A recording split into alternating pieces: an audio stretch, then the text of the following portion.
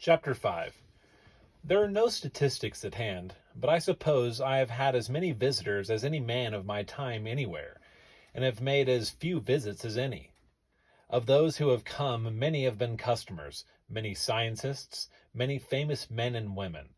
The great bulk of them, though, have been just plain people interested in flowers or trees and in what I was doing, and who were ready to go out of their way to visit headquarters.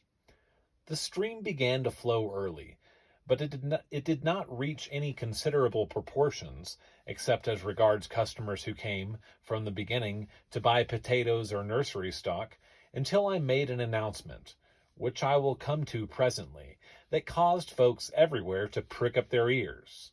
How they came in, and how many of them there were who expected me to be a sort of museum curiosity, and my gardens a sideshow.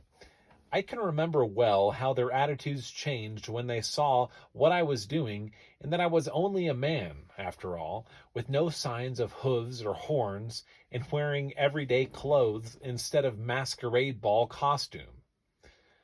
From that day to this my callers have been interested, thoughtfully, mannerly, and kindly, almost without exception.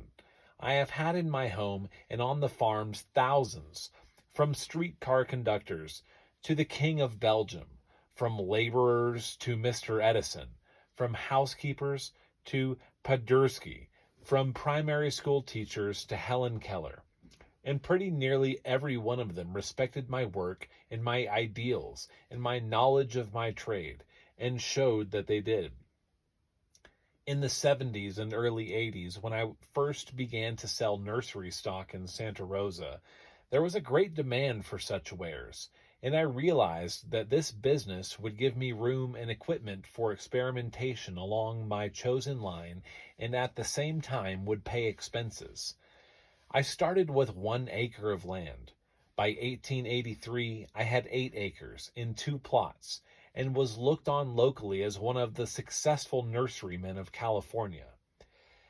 Emerson is credited by some with saying that the world will beat a pathway to the door of any man who makes a good mousetrap. The fact that I sold only the best nursery stock and stood behind it with my own personal guarantee brought me plenty of customers. By comparison, this policy of mine, too, was welcomed at that time. It was a period when the whole country was overrun with traveling agents. Lightning rods, sewing machines, cook stoves, household doctor books, farm machinery, crayon enlargements. Pretty nearly everything a gullible countryman might get himself all tangled up with was sold from door to door, from farm to farm, by glib salesmen with spanking turnouts and a beautifully illustrated catalog that made a person's mouth water just to look at the cover. Nursery stock was sold in the same way. It was all recalled to me by encountering in an old scrapbook a piece I wrote for a paper in which I said, "After several years preaching on how to make trees live, I cannot be contented until I have given you the improved method for killing them. The first and most important step is to buy half-dead, sickly, scaly, refuse trees of some honest traveling agent, who in sweet and mellow tones will tell you he is the only person who has a stock of the kind you are looking for." I found customers for that kind of sarcasm right away. The next issue of the paper contained a communication from a man in Nevada City, California, who wrote that he had been defrauded by an agent from around the Bay who traveled with a big album under his arm, full of the most gaudy, highly colored illustrations of fruits and flowers, which the same, by the way, is the kind of molasses used to catch country flies. I had hit the right spot, but the traveling agent flourished for a long time and did a great deal, not only to cheat and swindle people who were setting out orchards, but to delay the development of the state by broadcasting inferior nursery stock. I stressed the fact from the first that I hired no agents, and as time went on, the street in front of my place was crowded with teams, especially on Saturdays, when the orchardists from as far north as Mendocino County and as far south as the Santa Clara Valley would line up to buy Burbank trees. But the mere business of selling was irksome to me. I have never liked commercial life nor dealing with men on a basis of barter. Some have supposed this was because I was not a good businessman, but instead it is because I early acquired the scientific point of view which does not take money or what the world calls success into account. This is not a pose with scientists. Your merchant or banker deals in and handles money. It is the measure of his business and the medium of his mental activity. The scientist deals with truth, and the more of it he can accumulate in his life, and the better he invests it in research and experimentation, the greater his success. A businessman is not accused of putting on airs when he says he wants to make money and has no time for art or science. No more should a painter or a scientist be accused of posing when he says that money means nothing to him. The first is dealing with money and money making. The latter is dealing with beauty and basic fact. And he would rather get along with very little in order to have his mind free from obligations to deliver at so much an hour. Some folks see this, but it is a truth all may well ponder, because it seems to me to express pretty clearly the difference that exists between commercial men and men of creative bents or scientific achievement, without at all belittling either. I sold nursery stock, you might say, as a sideline, for by this time I was in a position to put into practice the theories I had as to the great importance of experimenting with plants in the search for varieties more useful and beautiful and productive than those we then had, and I was beginning to get my stride in quantity production. This preoccupation of mine escaped most of my immediate neighbors, who knew me as the Santa Rosa nurseryman with the place south of the Iron Bridge. Away from my home, though, I was beginning to be known, especially by men interested in plant breeding, and, to a limited extent, by the professors who expound science and the scientists who promulgate its laws. My original marketing of the Burbank potato won me no recognition from science, because it was merely the more or less fortuitous development of a new variety. You see, it was something as though a prospector had discovered a new gold field. The geologists and mineralogists would know all about gold, and the mere addition of a new field wouldn't concern them much.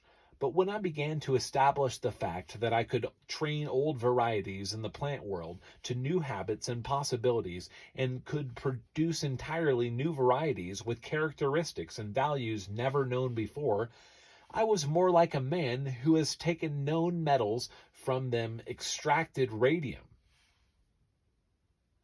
I was more like a man who has taken known metals and from them extracted radium.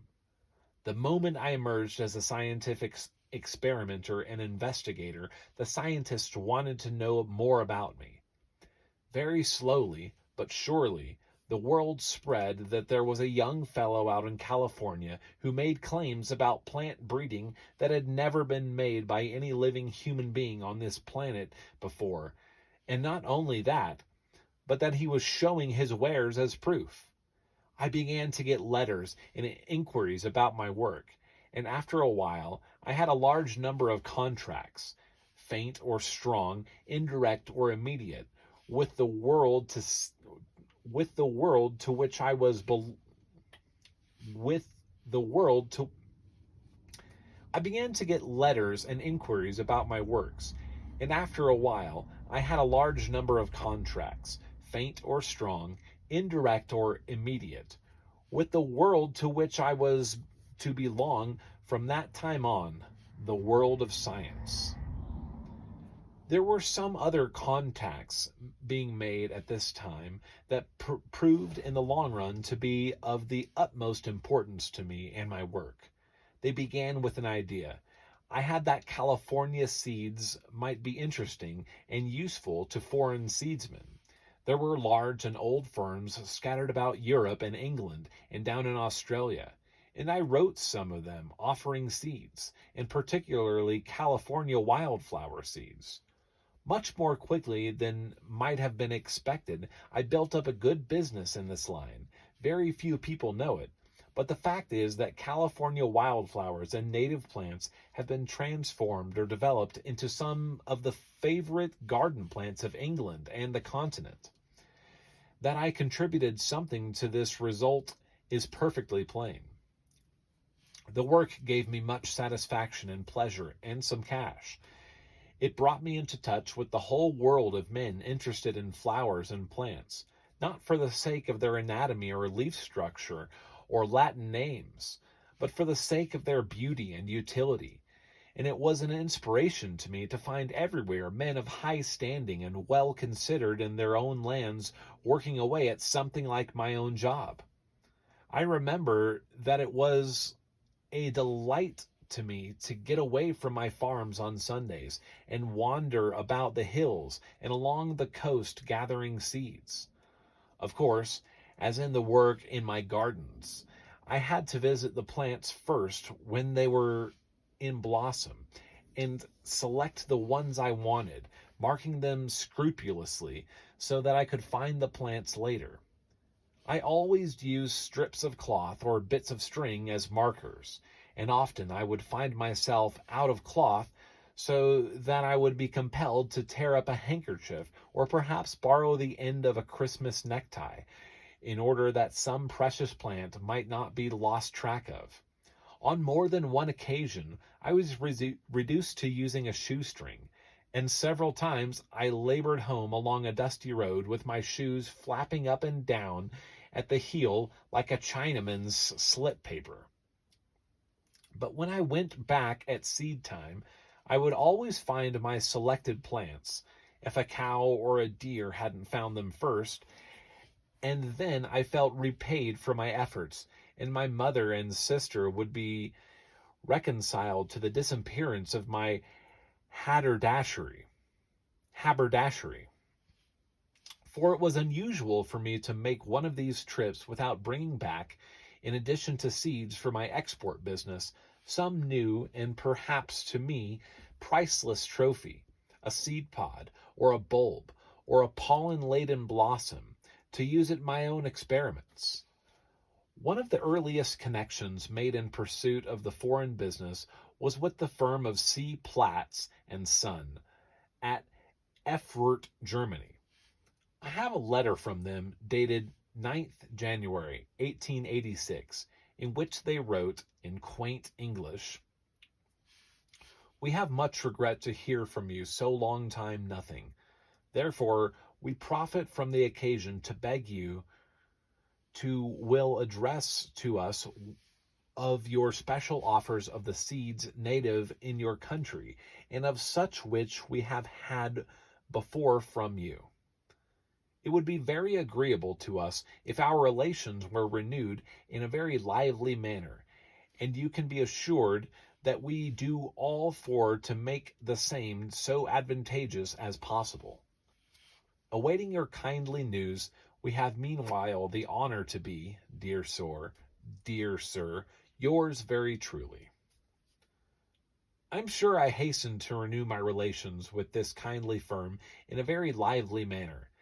In fact, my relations generally, throughout my life, were made and renewed and carried on the liveliest manner of which I was capable, and what later became known in the business world as pep and zip and punch were part of my makeup.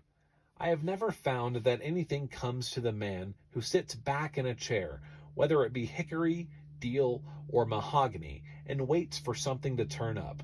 The man who goes ahead is the man who does his work and sells his product in a very lively manner. And he is also pretty certain to go a long way and to have liveliness become such a part of his mental and physical equipment that he can turn handsprings at 70 without going to bed afterwards with lumbago.